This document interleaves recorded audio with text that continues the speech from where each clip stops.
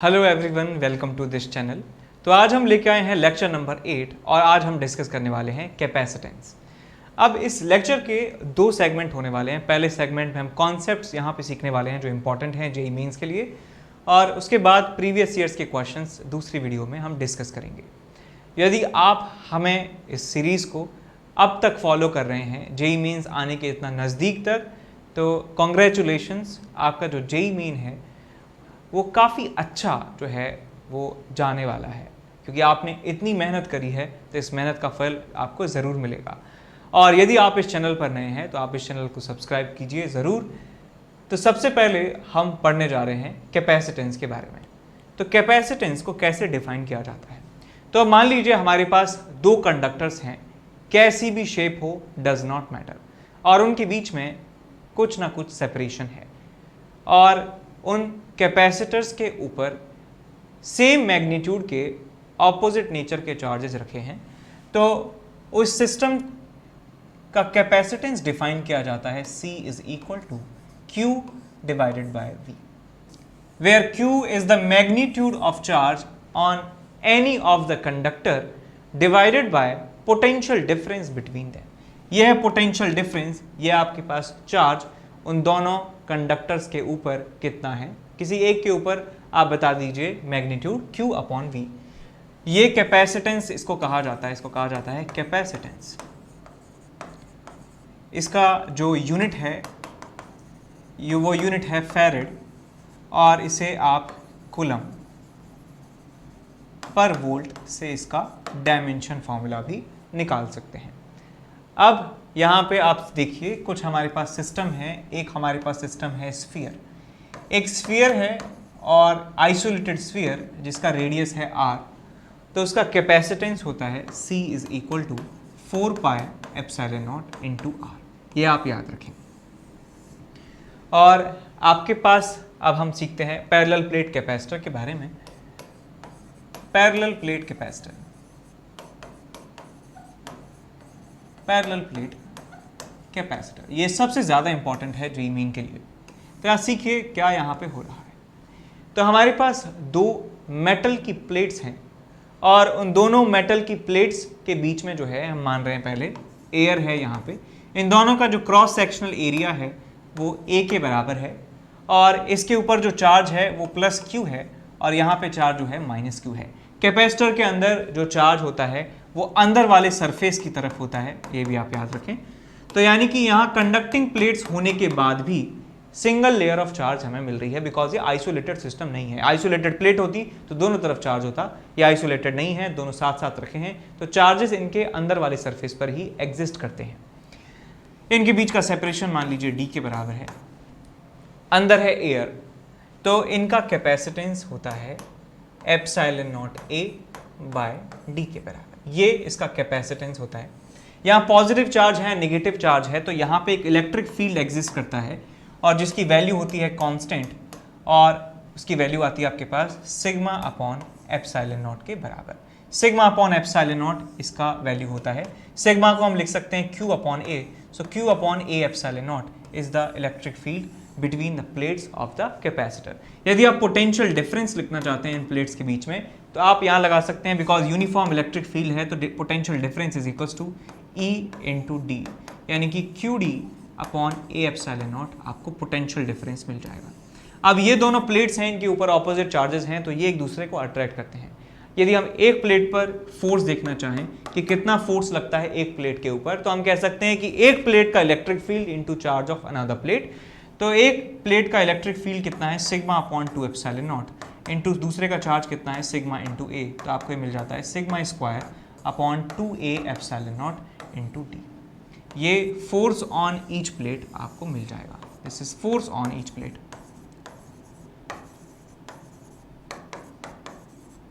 Force on each plate आपको यहाँ पे मिल जाता है। अब हम बात करते हैं कि यदि इस कैपेसिटर के अंदर कोई दूसरा मीडियम यदि भर दिया जाता है तो क्या होता है। यदि आपके पास एक कैपेसिटर है और कैपेसिटर के अंदर एक मीडियम भर दिया जाता है, और उस मीडियम का जो डाइलेक्ट्रिक कांस्टेंट है वो K के बराबर है। डाइलेक्ट्रिक कांस्टेंट इसे कहा जाता है, डाइलेक्ट्रिक कांस्टेंट। के, और या इसकी वैल्यू को आप ER भी कह सकते हैं, ER के नाम से भी ये आया जा सकता है, रिलेटिव परमिटिविटी।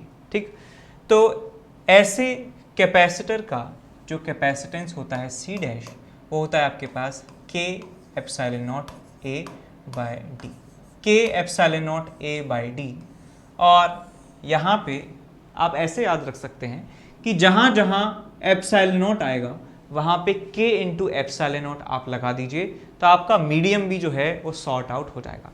कहीं वैक्यूम है और फिर हमने मीडियम लगा दिया, तो आप क्या करेंगे, सारे फॉर्मूले में एप्सिलॉन नॉट की जगह K एप्सिलॉन नॉट लगा देंगे, तो आपके सारे फॉर्मूले आपको पता चल जाएंगे, इलेक्ट्रिक फील्ड के हों, चाहे फोर्स हो, चाहे चार्ज हो, सब आपको पता चल जाएगा।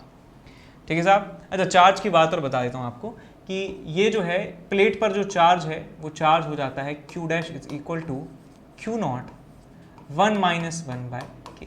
ये चार्ज की वैल्यू रह जाती है डाइलेक्ट्रिक स्लैब को घुसाने के बाद।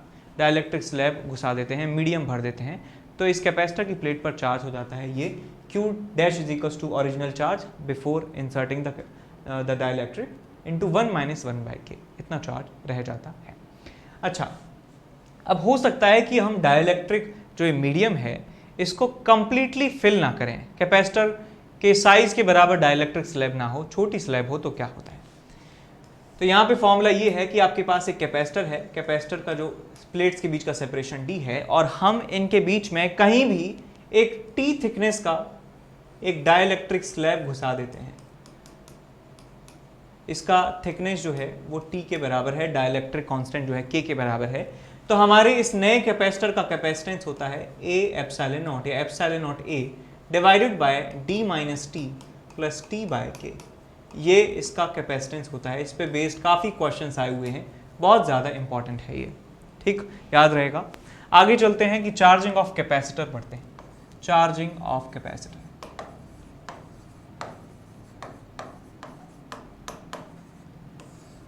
तो आपके पास एक कैपेसिटर है और इस कैपेसिटर को आप चार्ज कर रहे हैं एक बैटरी के थ्रू। कैपेसिटर का कैपेसिटेंस C है, पहले उस पर चार्ज है कुछ भी, पहले इसके ऊपर चार्ज कुछ भी है, चाहे अनचार्ज है चाहे चार्ज है। यहाँ पे यदि इसको V वोल्ट की बैटरी से लगा दिया जाता है, स्विच को कर दिया जाता है क्लोज, तो इसके ऊपर जो फाइनल चार्ज है वो आ जाता है ऑलमोस्ट इंस्टेंटेनियसली, और वो चार्ज की वैल्यू होती है C इंटू V। कुछ इस तरीके से चार्ज उसके ऊपर आ जाता है, चाहे इसके ऊपर इनिशियली चार्ज कुछ भी हो, फाइनल चार्ज इस पे CV के बराबर आएगा। C is the capacitance, V is the voltage of the battery, EMF of the battery. इस प्लेट पर पॉजिटिव चार्ज, बिकॉज ये पॉजिटिव टर्मिनल से कनेक्टेड है, नेगेटिव टर्मिनल से जो प्लेट कनेक्टेड है उस पर नेगेटिव चार्ज आ जाता है। अब हम यदि बात करना चाहें कि वर्क डन बाय बैटरी के, वर्क डन बाय बैटरी, यहाँ पे एक इंपॉर्टेंट टर्म है, वर्क डन बाय बैटरी। ये होता है आपके पास Q into delta V। Q का मतलब है कि चार्ज फ्लोन, कितना चार्ज इस बैटरी से फ्लो हुआ है, और डेल्टा V का मतलब है कि पोटेंशियल डिफरेंस या EMF across the plates of battery. Battery की प्लेट्स के अक्रॉस कितना पोटेंशियल डिफरेंस है, या वोल्टेज कहूँ बैटरी का या EMF कहूँ बैटरी का, वो एक ही बात है। तो यहाँ पे आप देख सकते हैं कि पहले इसके पास चार्ज 0 था, यहाँ पे चार्ज CV आ चुका है, तो CV into V, CV square के बराबर वर्क यहाँ पे बैटरी ने किया है। लेकिन जनरल फॉर्मूला आप ये याद रखें कि बैटरी ने कितना चार्ज सप्लाई किया है इंटू बैटरी का EMF कितना है, उनका मल्टीप्लाई करेंगे तो आपको वर्क डन बाय बैटरी पता चल जाएगा। अब ये जो कैपेसिटर है, कैपेसिटर के अंदर क्या आ चुका है, इलेक्ट्रिक फील्ड आ चुका है। इलेक्ट्रिक फील्ड जहां होता है वहां पे एनर्जी होती है, और उस एनर्जी का जो एनर्जी डेंसिटी होता है बेटा, उसका भी एक फॉर्मूला होता है, energy density inside capacitor, inside capacitor. Energy density का मतलब एनर्जी अपॉन वॉल्यूम है, और उस एनर्जी डेंसिटी को स्मॉल यू से दिखाते हैं, और वैल्यू होती है half epsilon not E square, half epsilon not E square. ये फॉर्मूला होता है एनर्जी डेंसिटी का। और मैं एनर्जी स्टोर्ड की ही बात कर लूँ कि कितनी एनर्जी स्टोर्ड है, तो उसका फॉर्मूला होता है Q स्क्वायर बाय 2C या हाफ ऑफ CV स्क्वायर। ये दो फॉर्मूले होते हैं एनर्जी स्टोर्ड निकालने के, कि यदि इसके ऊपर चार्ज फाइनली Q आ जाता है तो Q square upon 2C is the energy stored in the capacitor. यदि इस कैपेसिटर को V वोल्ट की बैटरी से चार्ज किया जाता है तो इसका एनर्जी स्टोर्ड की जो वैल्यू है वो हाफ CV स्क्वायर के बराबर आती है। अब एक और टर्म है जिसको बोलते हैं heat generated, heat generated in a process. किसी कैपेसिटर को चार्ज करें, डिस्चार्ज करें तो हीट उसमें डेवलप होती है, और उसका फॉर्मूला सिंपल सा है कि बैटरी ने कितना काम किया, बैटरी ने कितना काम किया माइनस अल्टीमेटली कैपेसिटर में कितनी एनर्जी स्टोर हुई है। So work done by battery minus energy stored in the capacitor, इनका डिफरेंस जो है वो हीट की फॉर्म में निकल जाता है। तो यह फॉर्मूला याद रखें, यदि हम चार्ज कर रहे हैं कैपेसिटर को तो work done by battery minus energy stored in capacitor, इनका जो डिफरेंस है W बैटरी माइनस, इसको और सही से लिख लीजिए, इसको लिखिए यहाँ पे work done by battery minus energy stored bye capacitor, इनका डिफरेंस जो है वो होता है heat generated in the circuit के बराबर। आगे चलते हैं, कॉम्बिनेशन ऑफ कैपेसिटर की बात करते हैं। कॉम्बिनेशन, तो इसमें सबसे पहला हमारे पास होता है सीरीज कॉम्बिनेशन, सीरीज कॉम्बिनेशन, और दूसरा हमारे पास होता है पैरेलल कॉम्बिनेशन। तो सीरीज कॉम्बिनेशन में हम सब लोग ये जानते ही हैं ये बात कि इस तरीके से आपके पास कैपेसिटर्स लगे हैं C1, C2, C3, C4, तो उनके इक्विवेलेंट की जो वैल्यू होती है 1/C1 plus 1/C2 plus 1/C3 plus so on. अब यहाँ पे आपको कुछ बातें याद रखनी है, उनमें से क्या है, यदि आपके पास सिर्फ दो कैपेसिटर हैं, क्या है, सिर्फ दो कैपेसिटर हैं, दो कैपेसिटर हैं, तो C इक्विवेलेंट की वैल्यू आप याद रखें C1 C2 upon C1 plus C2 के बराबर होती है। अगली बात यह है कि यदि सीरीज में कैपेसिटर लगे हैं और इनको चार्ज किया जाता है तो सबके ऊपर एक समान चार्ज ही जाने वाला है, एक ही चार्ज जो है वो फ्लो होगा यदि कैपेसिटर सीरीज में कनेक्टेड हैं तो same charge flows, same charge flows, ठीक, ये बात याद रहेगी। अच्छा, तीसरी बात यह है कि C इक्विवेलेंट की जो वैल्यू आती है सीरीज कॉम्बिनेशन में, वो वैल्यू इन सारी कैपेसिटर्स में से जो छोटा है उससे भी ज़्यादा छोटी आती है। इसका मतलब क्या है कि C equivalent is less than the minimum value of C1, C2, C3, C4 and so on. यानी कि इन सारी वैल्यूज में जो मिनिमम वैल्यू है उससे भी कम आती है C इक्विवेलेंट की वैल्यू। अब हम बात करते हैं पैरेलल कैपेसिटर की, कि पैरेलल कॉम्बिनेशन किस तरीके से होता है कि यदि आपके पास ऐसे कैपेसिटर्स लगे हुए हैं इस तरीके से पैरेलल कॉम्बिनेशन में, ये C1 है, ये C2 है, ये C3 है, तो इनके C इक्विवेलेंट की वैल्यू निकाली जाती है C1 plus C2 plus C3 plus so on. यहाँ पे भी वही पॉइंट्स हैं, ऐसे ही 3 पॉइंट्स। तो पहला पॉइंट ये है कि जो पैरेलल में कैपेसिटर्स कनेक्टेड हैं इनके अक्रॉस पोटेंशियल डिफरेंस जो है वो सेम होता है। यानी कि यदि आपके एक बैटरी लगाते हैं तो इसके अक्रॉस भी पोटेंशियल डिफरेंस V होगा, इसके अक्रॉस भी पोटेंशियल डिफरेंस V होगा, इसके अक्रॉस भी पोटेंशियल डिफरेंस V होगा। ठीक, समझ गए, सिंपल सी बात। Same potential difference, same potential difference across each capacitor. दूसरी बात यह है कि जो C इक्विवेलेंट की वैल्यू आती है, वो C इक्विवेलेंट की जो वैल्यू आती है वो ज़्यादा होती है maximum of C1, C2, C3, C4 and so on. In C1, C2, C3 individual values में सबसे ज़्यादा जो कैपेसिटेंस है जिसका, उससे भी ज़्यादा वैल्यू आती है हमारे C इक्विवेलेंट की। सीरीज कॉम्बिनेशन में उल्टा था कि C इक्विवेलेंट की वैल्यू सबसे छोटे कैपेसिटेंस से भी कम हमको मिलती है। आगे हम चलते हैं और पढ़ते हैं चार्जेस का redistribution, redistribution of charges, redistribution of charges. मान लीजिए इसमें केस नंबर 1 हम पढ़ रहे हैं। केस नंबर 1, आपके पास दो कैपेसिटर्स हैं और उन कैपेसिटर के ऊपर चार्जेस हैं Q1 और Q2। Q1 और Q2 इनके ऊपर चार्जेस हैं और उनको इस तरीके से कनेक्ट कर दिया गया है। ठीक, यहाँ पे एक स्विच लगाया गया है, इसका कैपेसिटेंस C1 है, इसका कैपेसिटेंस C2 है। तो आप यहाँ देखिए कि यदि मैं इस कैपेसिटर के अक्रॉस पोटेंशियल डिफरेंस निकालना चाहता हूँ तो पोटेंशियल डिफरेंस कैसे निकालेंगे, Q2 बाय C2। ठीक है, यदि मैं इसके अक्रॉस पोटेंशियल डिफरेंस निकालना चाहता हूं तो आपको मिलेगा V1 is equal to Q1/C1। तो जो भी पोटेंशियल डिफरेंस, ये पोटेंशियल ज्यादा है इस पोटेंशियल से या ये पोटेंशियल ज्यादा है इस पोटेंशियल से, तो चार्ज हमेशा ज्यादा पोटेंशियल वाले कैपेसिटर से कम पोटेंशियल वाले कैपेसिटर की तरफ फ्लो होता है यदि इनको कनेक्ट कर देते हैं। जिससे क्या हो, जिससे ये दोनों पैरेलल में लगे हैं तो इनके अक्रॉस पोटेंशियल डिफरेंस एक समान होना चाहिए। तो जब मैं इस स्विच को क्लोज कर देता हूं, मान लेता हूं मैं कि V1 जो है वो ज्यादा है V2 से, late V1 is greater than V2, और इनको कनेक्ट कर दिया जाता है, स्विच को क्लोज कर दिया जाता है t इज इक्वल टू 0 पे, तो चार्जेस फ्लो होते हैं एक कैपेसिटर से दूसरे कैपेसिटर तक। तो यहाँ पे चार्ज जो Q1 था आपके पास बेटा, यहाँ पे -Q1 था, यहाँ पे +Q2 है और यहाँ पे -Q2 है। तो मैंने मान लिया कि यहाँ से चार्ज जो फ्लो होता है यहाँ तक वो x के बराबर होता है, तो इस प्लेट पर चार्ज कितना हो जाएगा, +Q1 - x, और इस पे कितना हो जाएगा चार्ज, +Q2 + x।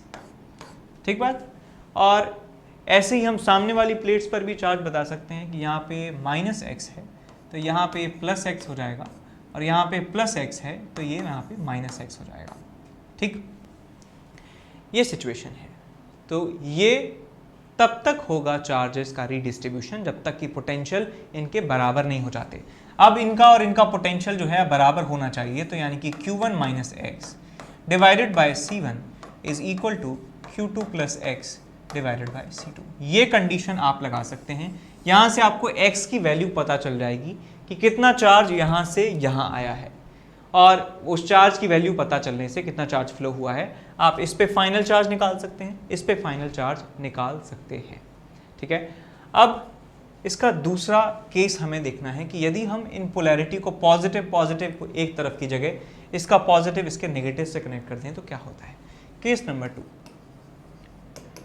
नंबर 2 ये है कि आपके पास एक कैपेसिटर है, कैपेसिटर का कैपेसिटेंस C1 है, इसकी प्लेट पर चार्ज यहाँ पे Q1 है, यहाँ पे -Q1 है, और इसको कनेक्ट कर दिया जाता है एक कैपेसिटर से जिसका कैपेसिटेंस C2 है। यहाँ पे चार्ज -Q2 है, यहाँ पे चार्ज +Q2 है, और इनको कनेक्ट कर दिया जाता है एक स्विच के थ्रू इस तरीके से। अब यहाँ देखिए बेटा, ये यहाँ पे पोटेंशियल डिफरेंस जो है वो आपके पास है Q2/C2 के बराबर। यहाँ पे जो पोटेंशियल डिफरेंस है वो Q1/C1 के बराबर है। अब भाई ये जो है एक ऐसी बैटरी की तरह काम करता है लाइक दिस, और ये इस तरीके की बैटरी की तरह काम करता है लाइक दिस। तो इसका पोटेंशियल डिफरेंस कम है और इसका पोटेंशियल डिफरेंस हमेशा ही ज्यादा होगा जब तक ये पोलैरिटी ऐसी है। तो चार्जेस हमेशा इस पॉजिटिव टर्मिनल से नेगेटिव टर्मिनल की तरफ ही फ्लो करते रहेंगे, बिकॉज आप जानते हैं कि पॉजिटिव चार्ज को अट्रैक्ट करता है नेगेटिव चार्ज। ठीक, तो यहाँ पे चार्जेस क्यों रुक जा रहे थे, बिकॉज यहाँ का पॉजिटिव एक तरीके से एक दूसरे को रिपेल कर रहे थे, और रिपल्शन इतना बढ़ चुका है कि दोनों ट्रेवल ही नहीं कर पा रहे हैं, यहाँ से चार्ज निकल ही नहीं पा रहा है। लेकिन यहाँ पे जो है हमको एक कांस्टेंट एक जो है रास्ता मिलता जा रहा है, एक ढलान इस तरीके से कह सकते हैं हो रखा है कि यहाँ पॉजिटिव चार्ज, यहाँ नेगेटिव चार्ज, चार्जेस तो यहाँ से यहाँ तक फ्लो होता ही रहेगा। कब तक फ्लो होता रहेगा, कि जब तक रिपल्शन इतना ना बढ़ जाए कि चार्जेस का फ्लो रुक जाए। तो जैसे हम इस स्विच को क्लोज करते हैं तो सिचुएशन क्या होती है कि ऊपर वाली प्लेट से चार्ज निकलता रहता है और नीचे वाली प्लेट पर आता रहता है, और कब तक चार्ज फ्लो होगा, जब तक इनके पोटेंशियल बराबर नहीं हो जाते। तो मैंने मान लिया कि इस वाली प्लेट से x चार्ज निकलता है, तो यहाँ पे चार्ज कितना रह जाएगा, Q1 - x के बराबर चार्ज रह जाएगा। यहाँ पे कितना चार्ज हो जाएगा, -Q2 + x, इतना चार्ज हो जाएगा, और ये फाइनली पॉजिटिव टर्मिनल हो जाएगा अल्टीमेटली, बिकॉज तभी इनका चार्जेस का फ्लो रुक सकता है। ठीक है, समझ गए ना यार, ये पॉजिटिव है नेगेटिव है, चार्जेस तो फ्लो होंगे ही होंगे। ठीक, वहाँ पे कंडीशन हमको लगानी पड़ रही थी कि यहाँ पॉजिटिव टर्मिनल है, यहाँ पे ज़्यादा पोटेंशियल है, यहाँ पे कम पोटेंशियल है, तो हायर से लोअर पोटेंशियल। लेकिन यहाँ पे तो पॉजिटिव पोटेंशियल या नेगेटिव पोटेंशियल है, तो चार्जेस तो फ्लो होगा ही होगा। सो -Q2 + x, और ये बराबर हो जाएंगे पोटेंशियल, तो मैं लिख सकता हूँ Q1 - x divided by C1 is equal to -Q2 + x divided by C2। इन दोनों को आप सॉल्व कर लेंगे, इस इक्वेशन को सॉल्व कर लेंगे तो आपको मिल जाएगी x की वैल्यू, और x की वैल्यू मिल जाने से आप बता सकते हैं कि फाइनल चार्ज इस प्लेट पर कितना है, इस प्लेट पर कितना है, और आप बहुत सारे क्वेश्चंस का आंसर बता सकते हैं कि कितनी एनर्जी में चेंज आया है, कितनी हीट डेवलप हुई है, वो सब बातें आप कर सकते हैं। ठीक है, इसके बाद हम नेक्स्ट पढ़ने वाले हैं ट्रांजिएंट आरसी सर्किट के बारे में। तो यहां पे हम पढ़ेंगे ट्रांजिएंट आरसी सर्किट्स, और इसमें सबसे पहले हम पढ़ने वाले हैं चार्जिंग ऑफ कैपेसिटर्स। चार्जिंग, तो मान लीजिए आपके पास सर्किट कुछ ऐसा है कि आपके पास एक कैपेसिटर है जो इनिशियली अनचार्ज्ड है और इसके साथ एक रेजिस्टर जोड़ दिया जाता है, रेजिस्टेंस R, और इसके साथ एक बैटरी को कनेक्ट कर दिया जाता है। यहाँ पे एक स्विच है, इसका EMF E हम मान लेते हैं, ये स्विच है, स्विच की।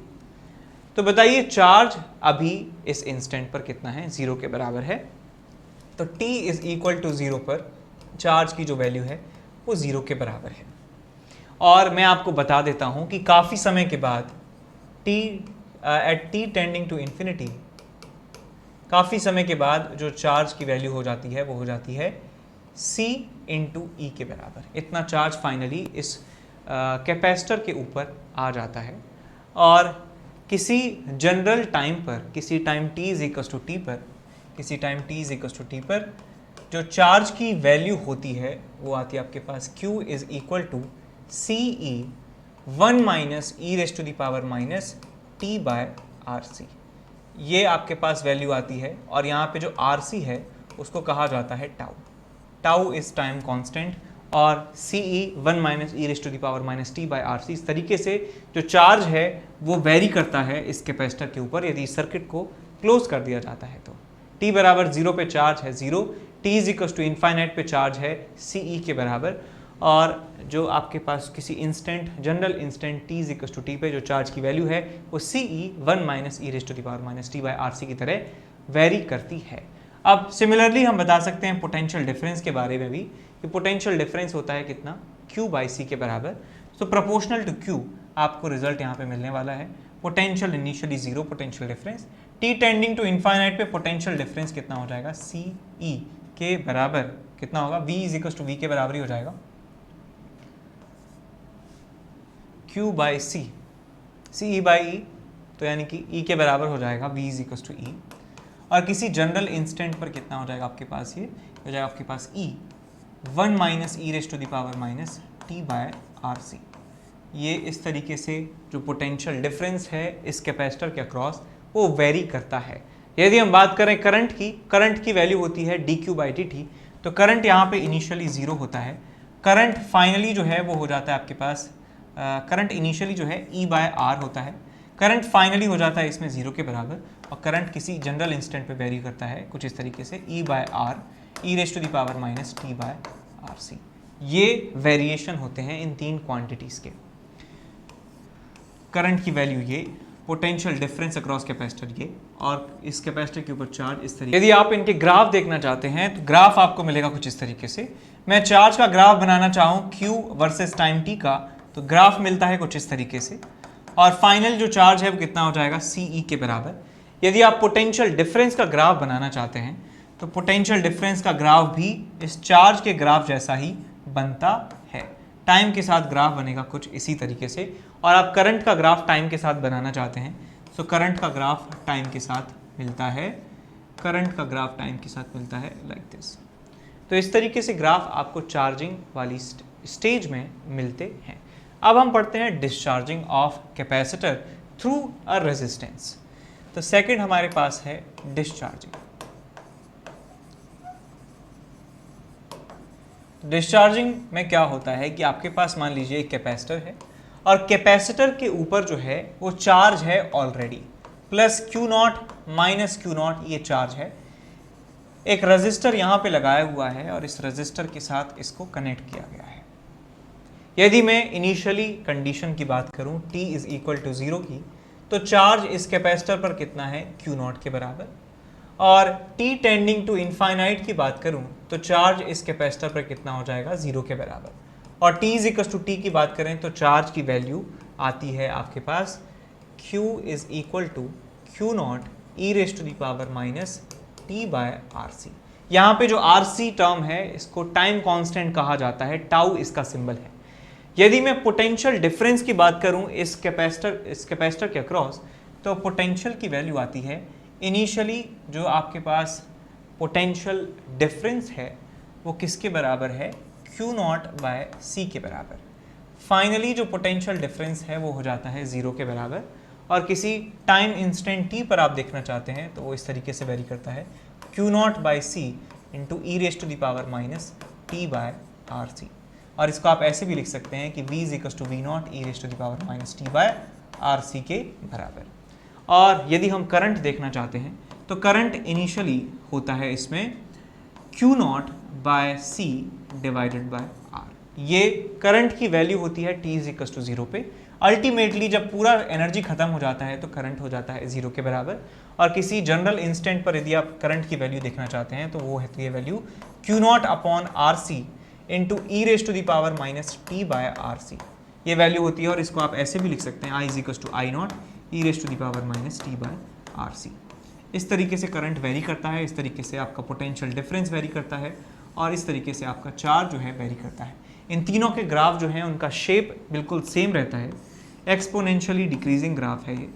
यही वोल्टेज का है, यही चार्ज का टाइम के साथ मैक्सिमम वैल्यू कितनी है Q नॉट, ये वोल्टेज का टाइम के साथ मैक्सिमम वोल्टेज कितना है आपके पास Q नॉट बाई सी, और यही आपका करंट और टाइम के साथ, करंट और टाइम के साथ इसकी मैक्सिमम वैल्यू कितनी है आई नॉट के बराबर। आई नॉट कितना है आपके पास Q naught by R C.